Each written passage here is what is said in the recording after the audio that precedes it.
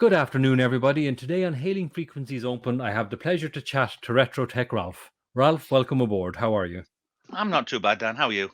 Good, good, thank you. So I suppose, Ralph, the first thing we can talk about is Eaglemoss. As we know, of course, Eaglemoss went into administration last July, leaving us all up in the air as to what was going to happen to our part work build of Enterprise D, and indeed, of course, to those that were building other part works. Yeah.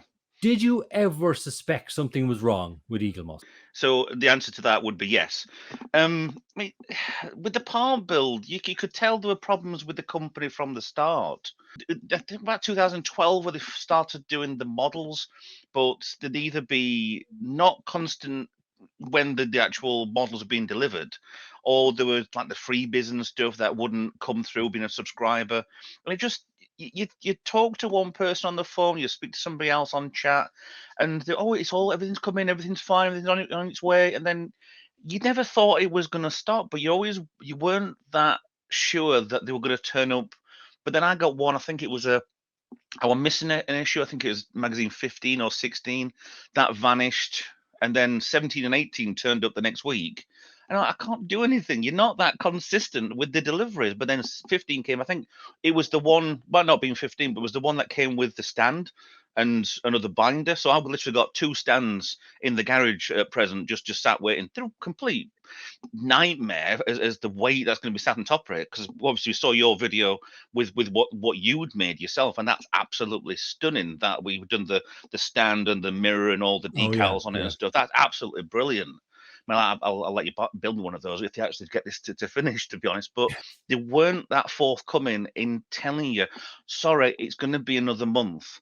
And that would have been fine. We would have waited. We're all fans. We're all nerds. We're all wanting these sort of things, and it was the lack of information which got me.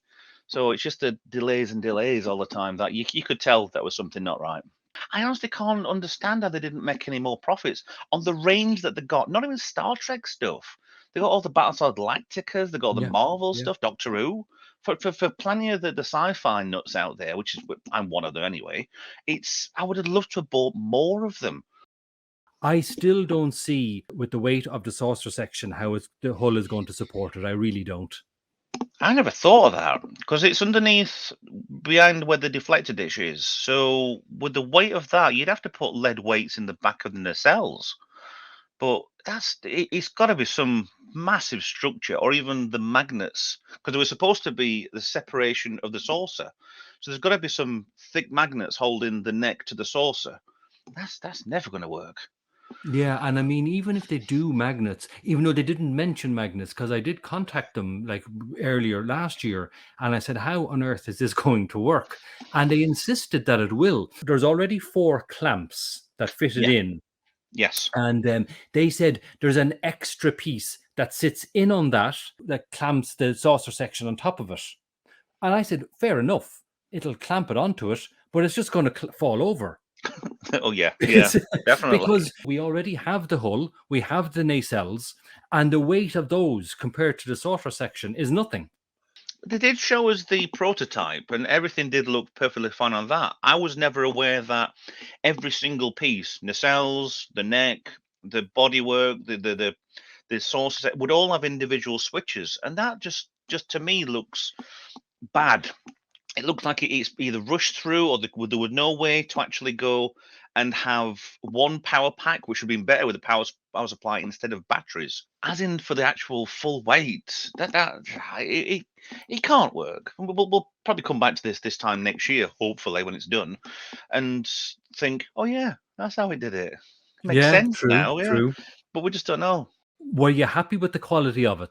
I think for an experienced modeler, or at least somebody any good with either electrics or something on that sort of level, I was fine with it. I know you had issues with yours where you got the lifeboats, you changed those over, and other people as well, different channels were doing modification. You did the brilliant nacelle modification to make it look like it's completely switched off, and the Yes. gold round the actual lighting part, which would have been something I would have looked into in the future.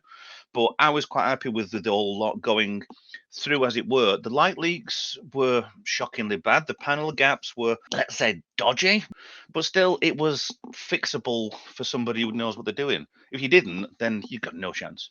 Absolutely right that if you know what you're doing, you can fix it. But for that price, you shouldn't have to have, you know? No, yeah.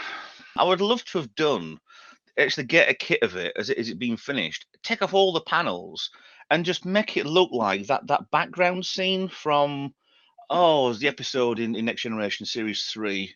Geordie's doing talking to Leah Brahms. In the background, there's the Enterprise D, or probably the USS Galaxy, in the background with all the hull exposed, and that's very much like what you've got in the superstructure underneath the actual model kit that we're doing. That episode of season 3 is that Booby Trap. Thank you. Quality wise, issue 1, where we got the bridge part. And I went, why is there no light for the bridge? And why is there a light for a vent where it's only a vent? I think it was I can't remember if it was the left or right vent that they lit up on one side, but they didn't like the other side, which made no sense whatsoever. Yeah, same as the Arboretum on the bike. That wasn't, it was just black. It's Yeah. blue. We see it as blue. So, but even they modeled it on, it's not the original model they based this one on. It's the second, the smaller model they did later, I think it was series 2 or 3, probably series 3. But that did have a bright blue Arboretum on the back. I don't get it. It's the baffling little things that they're selling this kit to, that people should have. They should know these things. They're the constructors of this, and they've done some amazing models for the Eaglemoss stuff. How did they miss a little bit of detail like that? I'll never know. I mean, I did have fun doing the modifications, I must say. But while I was doing them, I did the modification for the Arboretum, and I did the bridge dome light and all that kind of stuff, and the nacelles, as you mentioned. While I was doing it, even though I was having fun doing it, I was there. Why am I doing it? I shouldn't have to be doing this, you know? I stripped down the neck, and one strip of LED lights light the whole thing perfectly. Yeah. Instead of 50 LED bulbs with wires going everywhere. So I basically did strip down the neck of the Enterprise and the 2 nacelles, and I was going to do the hull as well, basically all running off the one power switch. Yeah, me too. I just didn't have the energy to tackle the saucer section. Maybe eventually, possibly I would have. I just wanted to see the whole kit done. And I watched videos for you and watched videos for a lot of other people doing all these mods at the time. And I just thought, I just want a little bit of faith to think that all these panels, like on the saucer, will just line themselves in, which they didn't, because you screwed them in too hard underneath anyway, and then they didn't butt up against each other properly. But it did. There was ways that could have been a lot better. But I would I'm literally this week looking at the mods for the lifeboats and seeing which one of those I could buy. But I'm still holding off, thinking they might surprise us by going, here you go, here's this, but we know we've got errors. Here's some other parts that you can change it yourselves. It's like the Shuttle Bay. That's one missed part of it. We only saw the Shuttle Bay in one episode, and it's the main Shuttle Bay underneath the bridge, but the whole thing with it is it curves round the whole underneath the bridge. Yes. So it's a massive area. They could have done that and have a little bit of a removable door so you can see inside. I'd have loved a kit like that. There's a game, it's a program which CBS took down from Stage 9, and it was the internal walk around the Enterprise D, and the last mod had absolutely everything. You could go on Deep Space Nine, you can go on different starships and stuff, but there was one mod in it where you could go in the Shuttle Bay, and it's all under technical blueprints, so we know exactly how big, where it is, what's on there. It's on 2 decks at least. Little mods like that would have been perfect. But yeah, it would have been. The mod now, I must say, for the lifeboats was fantastic. It transformed the saucer section. Did you get the stickers or the rub-on transfers? The rub-on transfers, they were quite expensive, but I have to say, Ralph, they worth every penny. Okay. Talking about the Fanhome continuation, I actually read there yesterday on one of the Facebook groups that it may be midsummer before it starts up. Oh, no. Now, I heard recently, February, the end of this month, But Yeah. actually, only today, sorry, yesterday, it was mentioned they think it may now be midsummer. I honestly don't know what to say with it. It's delays after delays after delays, and it's going to be before Christmas because we heard that one from Ben Robinson. Hmm. Then it was they were saying that they haven't got the website ready yet, and the website's going to be ready next week, and the it's going to be ready next week after that. And then I half jokingly posted on Facebook, so it'll be ready on Tuesday, like the Star Trek Generations gag about the Enterprise B. Oh, tractor beam, yeah, not installed till Tuesday. Ah, Yes. Don't tell me. Tuesday. there's a lot of patience a lot of fans have been doing for a year now, and we've been on a bit of a roller coaster. And Fanhome of that light at the end of the tunnel, but it's such a long tunnel. It really is. It's so long, in fact, I'm genuinely considering not bothering with it anymore. I might do a Viridian Tree crash diorama or something. Yeah. I mean, It'd be kind of apt as well, wouldn't it? yeah. I mean, for you, for the whole thing with it as well, with what they're going to distribute too, UK, USA, and Germany. I mean, you're not in either. So, No. what about? I half assume that the German deliveries is going to be for most mainland Europe. USA will possibly might be Canada, but I doubt it as well. I get a lot of stuff from Germany. My Iron Maiden beer comes from Germany, never an issue. No. And so it was terribly disappointing that Fanhome said to me that no, we're not shipping to Ireland. When the Fanhome do start shipping, let's be optimistic and say they're Okay. going to start soon. I take it, will it be like the Eaglemoss deliveries? You get your 4 parts and your magazine. I'm not 100% certain. I mean, I've put the question to him. I think somebody else asked on Facebook, or maybe yourself, can you buy the whole lot? And they are starting it from start from magazine 21 because you're up to 21 or start Mhm. 22 or wherever. If you start up to 14, you can start from there, which is great. We aren't going to buy 20 more issues or just wait until the delivery schedule gets to 21, which I hope they don't do.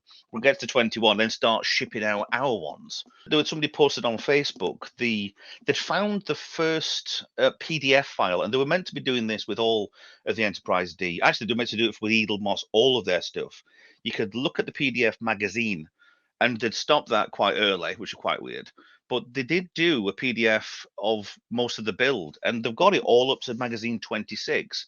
And I do a little bit of editing and stuff like that on Memory Alpha for the Enterprise D build, and it's all there. All the synopsis for all the episodes it's going to be doing, all the part kits, what you're doing, and how to put where and whatever else, up to 26.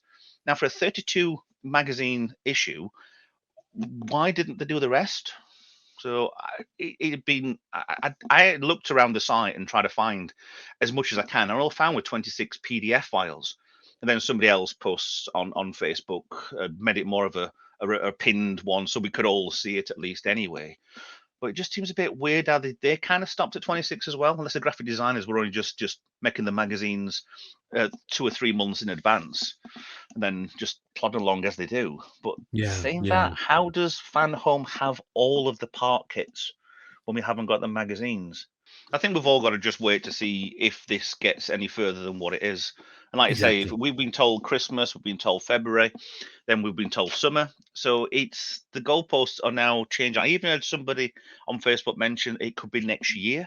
Right. So I don't. It's we're all guessing and we're all hoping that it's going to be done, but it's just the waiting game. It's pathetic, and we're all Yes. eager. We'll want it done. I suppose the only thing we can really do is just be optimistic and hope for the Yeah. best Oh yeah. that we Yes. do get to finish it at some stage, whether it's in a couple of months or whether it's next year. Yeah. I know you do an awful lot of the official ship collection. I've got virtually all of the Star Trek collection. I don't have the XLs. I have the Excelsior. I bought it on one of the Black Friday deals. It looks immense. Looks absolutely amazing. I'm glad it's the only one that I've got as an XL because there's some of the XLs were just terrible. I mean, the refit Enterprise was meant to be absolutely shocking, and the original Enterprise wasn't that good either. The best one they brought out was one of the shuttle pack sets from the official collection. One of the sets had got two models, and there were errors on them. and one of them didn't say enterprise; it was enterprise. Oh, Like, you're missing an R. Why are you missing? Or is it an R or an E? Why are you missing it? And they turn around and says, "Look, we're not going to do that one because the other one's even worse. We'll send you a free one of them." So they replaced that one, but didn't replace the other one. But the yeah. best one you got was on Facebook. When you spoke directly to their customer service on Facebook, and Zoe, I'd love to meet her and shake her hand because she was the best customer services person I've ever texted on Facebook, and she'd verify your account and you'd chat away to her, and they're like, "Yeah, fine, we'll send that off to you." I asked Yes. for one piece of the Enterprise D, and it was okay, fine, I'll get this sorted out for you. And she sent the entire delivery. Like, I don't want the entire lot. I just want Yeah. that one piece, which is either missing, or I think it was probably missing or was damaged. But she's absolutely stunning. The best person out of the entire Eaglemoss customer service team was somebody called Zoe. Yeah, And I remember her. I had a yeah, couple of dealings with her, and she was fantastic. yeah, And actually, speaking of quality, one of the free gifts of the Enterprise build was the T-shirt, as you know. And yes. my T-shirt print is crooked. Ah, I don't care. I still wear it, but it's yeah. very obviously crooked. I have two. I found somebody selling one on eBay, so I bought another one. One I can wear and one I can store just in case. Yeah, yeah. But even that, with the rest of them, they were freebies. They got the with the pins. If you bought the yearly subscriber, you got two little special pins. When I signed up for the build, Yes. something was wrong with the website. Which, when in hindsight, again, the day I signed up for the build and there was something wrong, the website was down. But for whatever reason, I couldn't sign up for the 12-month package. Okay. I contacted them and I said, "Why is it not working?" And they said, "Oh, there's something wrong with our website. Just sign up for the 6-month build." But that didn't include the pins or the deluxe stand. No, but I did manage to get a pair of those from eBay. And of course, your channel is called Retro Tech, Ralph. So how did you get into the retro tech? Oh, good question. Well, I'd become friends with a lot of people who do all the like Amiga scene and Ataris and computery sort of repairs and gaming and stuff like that. And I just thought, well, I've not got anything that I can do. I thought, well, I might as well just see what I can repair. So I got a few things in, repaired them, and got a bit of advice off of some people off that little scene, the gaming scene. But then just thought, you know what? Why not try and put a video out? My first couple of videos are the worst, and everybody's videos are worse. It's like, "Hello, Ralph here, and I've got this." It's shockingly bad, and there's no confidence at all. But nobody's like that. I'm sure people with billion subscribers have got a couple of little things in their archives and the history of them, which are just shocking. But yeah, I'd just take something and just try and repair it. And I thought, well, do top-down view from my phone and see what I can do. And I got a few people watching, a few subscribers, and you think, okay, I'll do something else. And eventually posted. I think my best one, I think I posted on Freegal, which is a website. I'm not sure if you got it in Ireland or not, but it's just, have you got something to throw away? Have you got something that you don't want anymore? Do you want to sort of like donate, give it to me? And that's what most of my stuff were, people giving me stuff that didn't work and then repairing them. Because I've always done these sort of things since I've been a kid, just trying to repair. But now with having the garage and a decent enough setup to actually do stuff, it's a lot easier. But then eventually I thought, well, I've got all these boxes of Eaglemoss models and all these other toys and stuff I've been collecting and holding over the years. Why not do that as well? So then it's not official, but it's kind of at the beginning of my videos, I'll change the first bit of the ident or the titles to Retro Trek Ralph. Yes. Trying to keep the RTR as kind of like my initials. I've even done day outs and cruises on around Europe and stuff like that for the retro trip, Ralph. So I've kind of expanded Very a good. little bit, just trying to show extra content, something that I like to do, something I like to show off, and it's all there in case somebody wants to go on a cruise, somebody wants to buy a Star Trek phaser, somebody wants to buy a ZX Spectrum. It's this of what you're going to be getting, and it's the thrill of actually just getting it fixed and working, and it's absolutely up back to as it should be. I mean, I've made some really good friends out of just doing this tech stuff, and yeah, that's the best thing about it is it's who you meet and what little expos and little conventions and stuff you go to, and you meet them, talk to them. My rarest one's probably Yeah, it's a ZX Spectrum.